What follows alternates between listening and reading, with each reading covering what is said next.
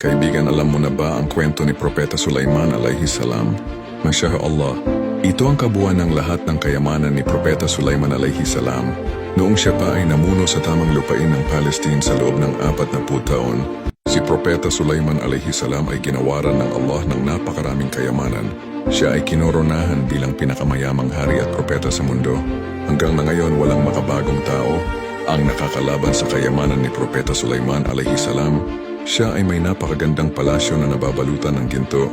Ang mga pintuan ng kanyang palasyo ay gawa sa kahoy na olibo at sipres, habang ang mga sahig ay gawa sa salamin at ginto.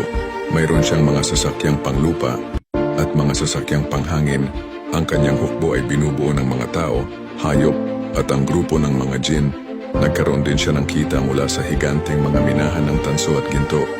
Napakayaman ni Propeta Sulaiman alayhi salam, or kilala din bilang Haring Solomon, kaya nag-aatubili siyang tumanggap ng mga regalong kayamanan o ginto mula sa kaharian.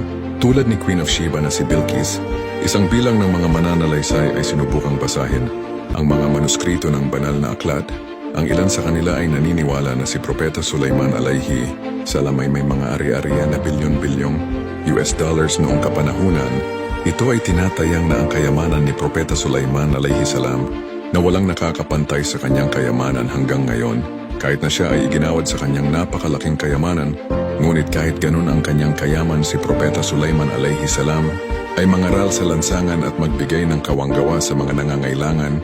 O Allah, naway tularan naming lahat ang kagandahang asal at ang kabutihang loob ni Propeta Sulaiman alayhi salam.